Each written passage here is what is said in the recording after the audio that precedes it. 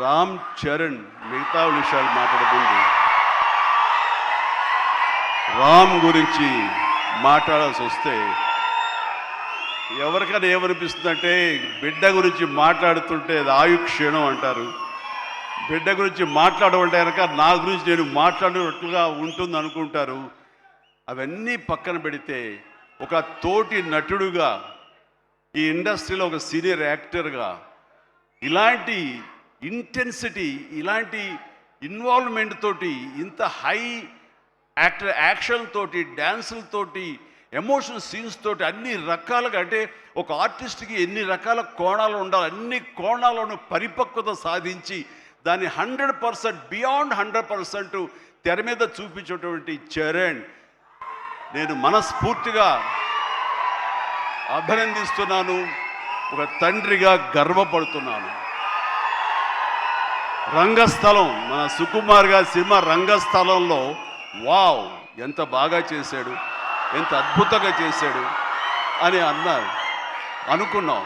కానీ అలాంటి రంగస్థలాలు రావాలంటే మళ్ళీ ఎన్నేళ్ళు పడుతుందో ఏవో తెలియదు. ఎందుకంటే ఇవన్నీ కూడా అప్పుడప్పుడు తారసపడే గొప్ప అవకాశాలు ఒక ఆర్టిస్ట్కి పెర్ఫామ్ చేయాలనుకునే వాళ్ళకి. మిగతా అవన్నీ కమర్షియల్గా వస్తుంటాయి, మనం అందులో రాణిస్తాం, మెప్పిస్తుంటాం, డబ్బులు వస్తుంటాయి, అన్నీ వస్తుంటాయి. కానీ ఆర్టిస్ట్గా చిరస్థాయిగా నిలబడే సినిమాలు కొన్నే ఉంటాయి. అందులో రాజమౌళి సినిమా మగధీర కానివ్వండి, ఆర్ఆర్ సినిమాలు కానివ్వండి, సుకుమార్ రంగస్థలం కానివ్వండి, ఇంత త్వరగా ఒక 3-4 ఇయర్స్ గ్యాప్లో మళ్ళీ ఇలాంటి లాంటి సినిమా వస్తుందని నేను ఊహించలేదు. రియల్లీ ఆ రకంగా చరణ్ చాలా అదృష్టవంతుడు ఈ క్యారెక్టర్ రావటానికి. ఈ క్యారెక్టర్లో నేను చూస్తుంటే కాసేపు చరణ్ సినిమా అని కూర్చోనే తప్ప నేను కానీ వాళ్ళ మమ్మీ కానీ థియేటర్లో చరణ్ మాకు కనిపించలా, పెద్దే కనపడుతూ వచ్చాడు, పెద్దే అలరిస్తూ వచ్చాడు. సో ఇది చాలా రేరుగా ఉంటుంది. సినిమా అలా కట్టిపడేయటం, క్యారెక్టర్లో కట్టిపడేయటం అంటే కనుక తను ఆ క్యారెక్టర్ని అవపోసన పట్టాడు, దాన్ని పూర్తిగా దాన్ని నమ్మాడు. ఆ క్యారెక్టర్ డైరెక్టర్కి ఏం కావాలో అది డెలివరీ చేయాలన్నాడు. ఒకే ఒక సంకల్పంతో ఉండకపోతే, అంత కఠోరంగా దాన్ని నమ్మి వెళ్ళకపోతే అతను ఖచ్చితంగా ఇందులో ఇంత సక్సెస్ అయ్యేవాడు కాదు. ఇంతమంది చేత ఇలా శభాష్ అనిపించుకునేవాడు కాదు. చెప్పాలంటే ఈ సినిమా చరణ్ మనల్ని సంతోషపెట్టాడు, మన చేత ఆనందంగా గెంతులు వేయించాడు, మన చేత బాధ పెట్టాడు, ఆ బాధకు మనం లోనయ్యేలా చేశాడు, ఆఖరికి విజయం సాధించాడు. ఇలాగా ఎన్ని రకాలుగా చూసుకున్నా సరే ఈ పెద్ద క్యారెక్టర్లో తను రాణించిన విధానానికి, తను పడ్డ కష్టానికి నేను మనస్ఫూర్తిగా నా అభినందనలు తెలియజేస్తూ మరొక ఎన్నో విషయాలు చెప్పాలి. అందులో మరొక విషయం ఏంటంటే ఆర్టిస్టులు అనేవాళ్ళు వాళ్ళ క్యారెక్టర్లో ఎమోషన్ వాళ్ళు ఓన్ చేసుకుని ఫీల్ అవ్వాలి తప్ప వాళ్ళు ముఖవళికలతోటి, ఫేషియల్ ఎక్స్ప్రెషన్స్ తోటి, ఫేషియల్ మజిల్స్ తోటి రాణించి రక్తి కట్టించాలన్నది పెర్ఫెక్ట్ యాక్షన్ కాదు. చాలామంది గొప్ప యాక్టర్లు ఉంటారు, వాళ్ళందరూ కూడా వాళ్ళు తెర మీద బాధపడుతూ మనల్ని బాధ పెడతారు. కానీ లోపల ఉన్న ఫీల్ని వాళ్ళు ఫీల్ అవుతూ తన మనసు లోపల అంతర్గతంగా ఏమి ఫీల్ అవుతాడో దాన్ని కళ్ళ ద్వారా మాత్రమే చూపిస్తూ మనల్ని కంటదరి పెట్టించే విధంగా చేశాడే, అది పరిపూర్ణమైనటువంటి నటన, పరిపక్వత ఉన్నటువంటి నటన. ఈ రోజున రామ్ చరణ్లో పరిపూర్ణత, పరిపక్వతను నేను 100% నేను సాటిస్ఫై అయ్యే విధంగా చేయగలిగాడు. మీరందరూ కూడా ఆశీస్సులు అందించే విధంగా, దాన్ని ఆమోదించే విధంగా ఈ రోజున తెర మీదకి కనిపించిందంటే కనుక అది దాన్ని మనస్ఫూర్తిగా ప్రతి ఒక్కళ్ళం అభినందించాల్సినటువంటి ఇది. ఇక సినిమాని మనసుతోటి ఎలా ఫీల్ అయ్యి చేశాడో అది అలా ఎగ్జిబిట్ అయింది కాబట్టి మన మనసును తాకాడు. అది పక్కన పెడితే ఏ రకంగా బాడీ ట్రాన్స్ఫార్మ్ అయ్యాడు. ఒక్క నిమిషం ఆగండి, మీరు బాధ్యతగా వినండి. నేను చెప్పే విషయాలు మీ అందరూ కూడా మోటివేట్ చేసే విషయాలు, అందుకనే మీరు క్రమశిక్షణతో ఉండండి. Thank you very much. Please ఒక నిమిషం. మీరు ప్రతి వాళ్ళకి ఒక ధ్యేయం ఉండాలి. ఆ ధ్యేయంని మనం ఓన్ చేసుకోవాలి. ఆ గోల్ వైపు వెళ్ళేందుకు ఫిజికల్ కష్టం అయినా సరే ఎలా పడాలంటంలో ఈ రోజున ఒక స్టార్ కొడుకు గోల్డెన్ స్పూన్తో పుట్టాడు. చరణ్కి అవసరం లేదు, డైరెక్టర్ ఏం చెప్పాడు అది మెకానికల్గా చేసి వెళ్ళిపోతే ఇదే సినిమా ఇదే హిట్ అవుతుంది, ఇంతే అవుతుందేమో తెలియదు, కానీ దాన్ని మించి అయ్యింది, బియాండ్ 100% అయ్యింది అంటే కనుక చరణ్ వన్ మ్యాన్ షో అంటున్నాడన్న. మీరందరి చేత నేషనల్ అవార్డు వస్తుంది, నేషనల్ అవార్డు విన్నింగ్ పెర్ఫార్మెన్స్ అంటున్నారంటే అవార్డు రానివ్వండి రాకపోనివ్వండి అది పెద్ద సమస్య కాదు. ఈ రోజున రంగస్థలాన్ని కూడా రావాలని నాతో సుకుమార్ గారు ఎన్నోసార్లు అన్నారు. ఇది అవార్డు విన్నింగ్ పెర్ఫార్మెన్స్ అని అంత బాగా చేశాడు మన చరణ్ అంటే అవార్డు రావాల్సిన అవసరం లేదు. అవార్డు రావడం ఎన్నో దారులు ఉంటాయి, రావచ్చు రాకపోవచ్చు, బట్ ప్రజల మనుషుల్లో ఎంత అత్యుత్తమ నటన ఇచ్చాడు అన్నారే, దాని మించిన అవార్డు ఇంకోటి ఉండదు అనేది నేను ప్రగాఢంగా నమ్మిన విషయం. కాబట్టి చరణ్ వాళ్ళందరూ ఒక way of expression award winning performance అంటుంటే కనుక థ్యాంక్ యూ సో మచ్ అనుకోవాలి. కానీ ఈ సినిమాలో తన బాడీగా ట్రాన్స్ఫార్మ్ అయ్యింది. నేను ఎవ్రీ డే ఇంట్లో చూసేవాడిని. ఎర్లీ మార్నింగ్ లెగిచి ఎక్సర్సైజ్ చేసి క్రమం తప్పకుండా ఎక్సర్సైజ్ చేసి మళ్ళీ పగలంతా ఇక్కడ యాక్షన్ సీక్వెన్స్లో పాల్గొని అలిసిపోయి ఇంటికి వచ్చి స్నానం చేయకుండా మొహం గడుక్కుని ఒక సూప్ తాగి కొంచెం ఎనర్జీ గెయిన్ అయిన తర్వాత మళ్ళీ 9 to 10 ఈవినింగ్ మళ్ళీ ఎక్సర్సైజ్ చేసేవాడు. నేను అన్నాను, అవసరమా ఇది ఇలా చేస్తున్నాడు వీడు, అవసరమా అంటే లేదు, రేపు మార్నింగ్ మళ్ళీ ఫ్రెష్గా ఉండాలి బాడీ, లేకపోతే సహకరించదు, రేపు పొద్దున మళ్ళీ యాక్షన్ సీక్వెన్స్లు ఉన్నాయి, ఈ రెజ్లింగ్ ఉంది నాకు అది ఇది అని చెప్తుంటే కనుక వాళ్ళ అమ్మ చాలా బాధపడిపోతుంటుంది. కానీ నాకైతే మాత్రం శబాష్, కష్టాన్ని నమ్ముకున్నాడు, నాకేంట్లే అనే ధోరణిలో లేడు. నేను మనస్ఫూర్తిగా అంతరాలలో మనసుల్లో నేను తన్ని చాలా ఎప్రిషియేట్ చేస్తూనే ఉండేవాడిని.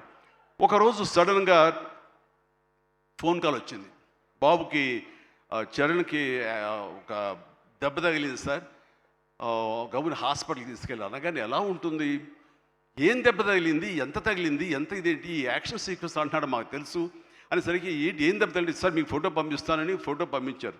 ఫుల్ ఈ కన్ను కన్నంత ఎర్రగా అయిపోయి కిందంతా రక్తధారతో వస్తే ఆ స్టిల్ చూసిన తర్వాత కన్నుకి ఏమైనా అయిందా, కన్నే పోయిందా అనే భావంతో కంగారు పడిపోయాం. వాళ్ళ అమ్మకు చూపించాలా చూపించకూడదా అని చెప్పేసి ఏంటంటే ఇది బాబు హాస్పిటల్ చిన్న ట్రీట్మెంట్ అంట, ఏదో చిన్న ఇదంట అని అన్నానే. కానీ ఆ డాక్టర్ మన సుధాకర్ ప్రసాద్ గారు, ఆయన కాస్మెటిక్ సర్జన్, ఆయన చూసి ఆయనతో మాట్లాడిన తర్వాత చాలా అదృష్టం అండి, కన్ను గుడ్డు పోవాల్సింది పోకుండా ఐబ్రోకి కింద నుండి బోన్ దగ్గర అవతల ఒక డ్రెస్లర్ ఒక గుండు వచ్చి హిట్ చేసింది, అది కట్ అయింది కిందంతా, అంతే తప్ప ఇంకేం కాలేదు, అవి నేను ఎలాంటి ఇబ్బంది లేకుండా నేను స్టిచెస్ చేస్తున్నాను అని చెప్పిస్తూ అంటున్నాడు. ఒక 7-8 పడ్డాయి స్విచెస్. ఆ తర్వాత అన్న తర్వాత ఒక సై ఆఫ్ రిలీఫ్ అమ్మాయి అప్పుడు చెప్పిన వాళ్ళ అమ్మకి పెద్ద ప్రమాదం ఏం కాదని చెప్పేసి. సో అలాంటివి ఉన్నప్పుడు అంత కష్టం తీసుకుంటున్నప్పుడు నేను బాధపడే కంటే కూడా సంతోషపడ్డాను ఎస్ అని. ఇలాగా ఇది జరుగుతున్నప్పుడు నాకు ఒక పాత ఇన్సిడెంట్ ఒకటి గుర్తుకొచ్చింది. గూండా సినిమా, అది 1983 ఎండ్లో అనుకుంటా, బహుశా నాకు ఇంకా అప్పుడు చరణ్ పుట్టలేదు, మరి కడుపులో పడ్డాడేమో తెలియదు నాకు, ఆ సినిమా టైమింగ్ అది తెలీదు. ఆ సినిమాలో ఒక ట్రైన్ కింద నేను హ్యాంగ్ అవుతూ ఆ రాడ్డు పట్టుకుని క్రాల్ అవుతూ పాకుతూ వెళుతూ ఉంటే రన్నింగ్ ట్రైన్లో ఒక 30-35 కిలోమీటర్ స్పీడ్లో వెళ్తుంటే కెమెరాలు 4 పక్కల ఫిక్స్ చేసేసారు. అలా చేసుకుంటూ వెళ్ళిన తర్వాత అక్కడ మా నాన్నగారు ఉన్నారు. ఆయన అప్పుడప్పుడు నా షూటింగ్స్కి వస్తుండేవారు రాజమండ్రి అటు వెళ్ళినప్పుడు. ఆయన చూసిన తర్వాత ఎందుకో కడుతారు, డూపో లోపల పడుకుంటాడేమో అనుకుంటే నేనే పడుకునేసరికి నాన్న కంగారు పడ్డారు.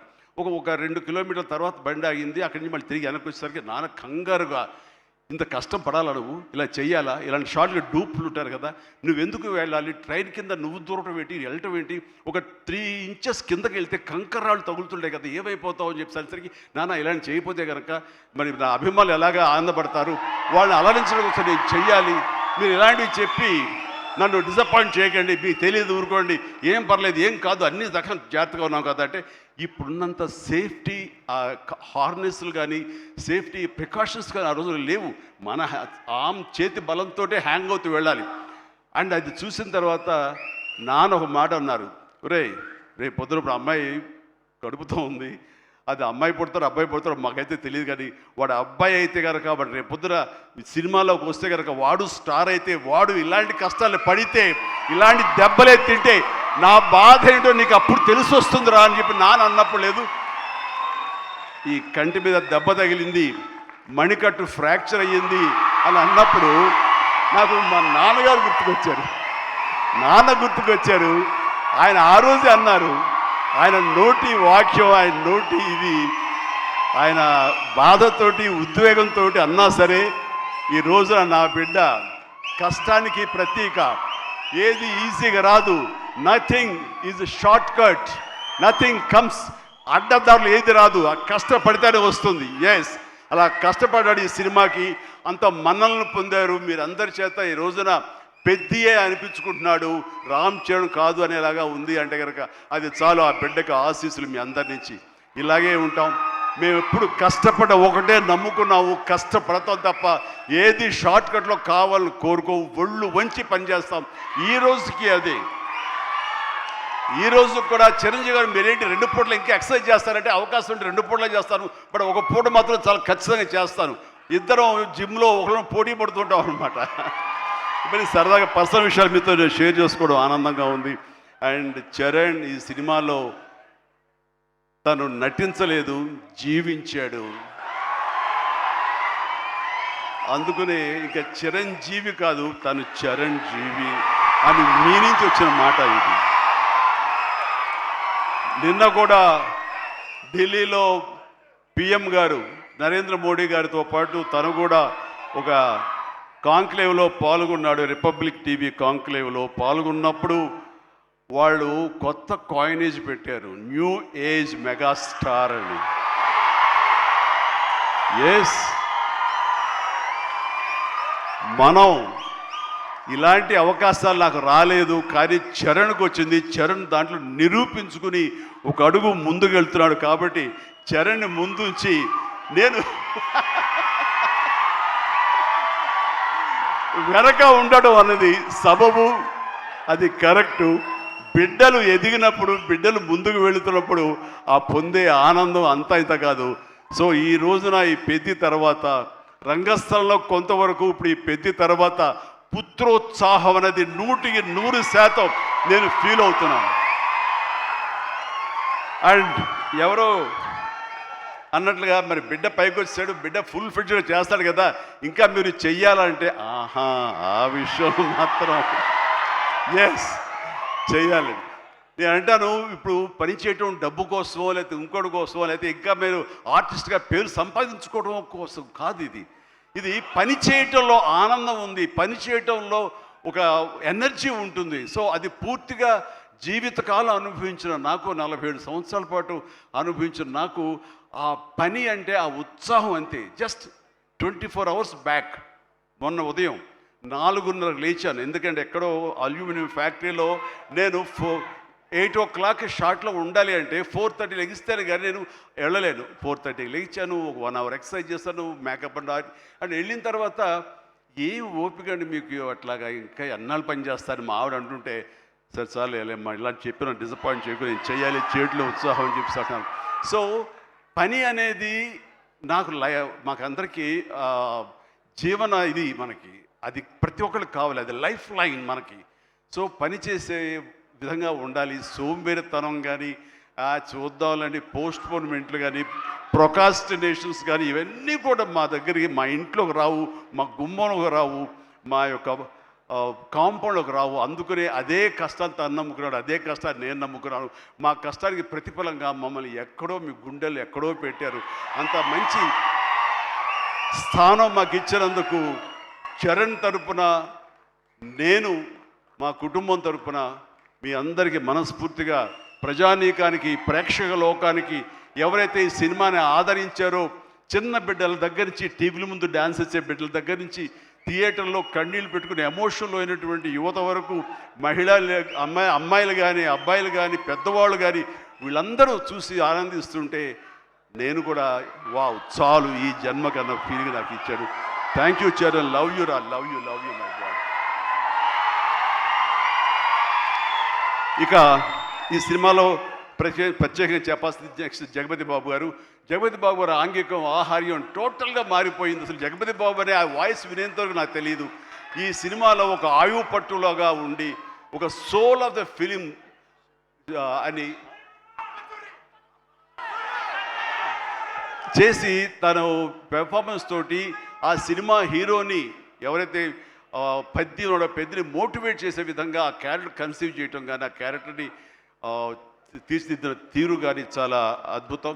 అలాగే ఒక హుందాతనంతో శివరాజ్ కుమార్ ఎందుకు పెట్టారా ఏముంటుందో అనుకుంటే కనుక చరణ్ లాంటి ఆర్టిస్ట్ని మీద అజమాయిషీ చేసేవాడు ఎవరైనా ఉండాలి అంటే వాడికి ఒక స్టామినా ఉండాలి, ఒక స్ట్రెంగ్త్ ఉండాలి, ఒక ఇమేజ్ ఉండాలి. అందుకనే శివరాజ్ కుమార్ నాకు సోదరుడు సమానం. తను తీసుకుని ఈ సినిమాలో హుందాతనంతో తను డిగ్నిఫైడ్గా తను చేసి ఈ క్యారెక్టర్కు నిండుదనం తీసుకొచ్చాడు. అలాగే తన అందచందాలతో ఆనాడు మా శ్రీదేవి తనయ జాహ్నీ కపూర్ తన అందాలతోటి సాంగ్స్ తోటి అమ్మాయి అలరించింది. అండ్ దాని తర్వాత ప్రతి నటులకు పేరు పేరున నా హృదయపూర్వక అభినందనలు తెలియజేస్తున్నాను. తర్వాత ప్రధానంగా ఇక టెక్నీషియన్స్కి వస్తే కనుక రెహమాన్ గారికి ప్రథమ తాంబూలం ఇవ్వాలి. రెహమాన్ గారు ఈ సినిమా ఎలా ఒప్పుకున్నారు, ఏమిటి, ఎలా ఒప్పించాడు, నువ్వే భాషతో మాట్లాడావని జోక్ చేస్తూ మాట్లాడుతున్నాం. కానీ ఒక మంచి కంటెంట్ ఉంటే కనుక ప్రాణం పెట్టి చేయాలనుకునే ప్రతి టెక్నీషియన్ దాన్ని ఓన్ చేసుకుంటాడు. ఆ రకంగా ఈ కథని పెద్దని ఓన్ చేసుకుని దానికి ప్రాణ ప్రతిష్ఠ చేసినటువంటి రెహమాన్ దాని సాంగ్స్ ఇచ్చి మేము అందరి చేత ఉత్సాహంగా కేరింతలు పెట్టే విధంగా ఉత్సాహం డ్యాన్స్ ఇచ్చే విధంగా చేసినటువంటి రెహమాన్ గారికి కూడా సభాముఖంగా నా హృదయపూర్వక అభినందనలు తెలియజేస్తున్నాను. అండ్ ర్యాండీ రత్నవేలు గారు మన సినిమాలు పనిచేశారు, మా 150కి. అలాగే చరణ్తో కూడా కపుల్ ఆఫ్ మూవీస్ చేశారు. ఆయన టోటల్గా ఇంకొక పెద్ద లోకాన్ని చూపించాడు. ఆయన పెద్ద లోకాన్ని అంటే ఎక్కడ కూడా అది మన హైదరాబాద్ పరిసర ప్రాంతాల్లోనూ మహా అయితే కొంచెం శ్రీలంక దాకా వెళ్ళారు. శ్రీలంకలో ఎక్కడ చేశారు. కానీ అది టోటల్గా గతంలో ఎప్పుడు చూడని విజువల్స్, ఆ రకంగా విజువల్ వండర్ క్రియేట్ చేసిన రత్నవేలును కూడా మనస్ఫూర్తిగా నేను అభినందిస్తాను. అలాగే ఆర్ట్ డైరెక్టర్స్ కానివ్వండి, ప్రొడక్షన్ మన నూలి ఎడిటర్ నవీన్ నూలి గారు కానీ ఇలా ప్రతి ఒక్కరు కూడా పూర్తిగా ఇన్వాల్వ్ అయ్యి వాళ్ళ శాఖలో న్యాయం చేస్తూ టోటల్గా కాంప్రహెన్సివ్గా ఈ సినిమాకి మరో లెవెల్కి వెళ్ళడానికి దోహదపడ్డారు. వీళ్ళందరికీ కూడా మనస్ఫూర్తిగా అభినందిస్తూ, సతీష్ గారు ఇలాంటి సినిమాలు మీరు చెయ్యండి. అండ్ ఈ సినిమాలు డెఫినెట్గా ఆదరిస్తారు ఒక న్యూ వేవ్ థాట్ తోటి. అండ్ బుచ్చి మళ్ళీ ఒకసారి చెప్తున్నాను, ఇలాంటి అవకాశాలు ఇలాంటి థాట్స్ వస్తే మాత్రం డెఫినెట్గా నువ్వు చెయ్యాలి మీ గురువుగారు ఆశీస్సులతోటి. అండ్ మనస్ఫూర్తిగా అభినందిస్తూ నాకు ఈ అవకాశం ఇచ్చినందుకు thank you so much. Thank you and excellent. Bye everyone, good night and take care. జాగ్రత్తగా వెళ్ళండి. అమ్మా నాన్నలు మీకోసం ఎదురు చూస్తుంటారు. సంతోషంగా ఇంటికి వెళ్ళరండి. Bye, good night.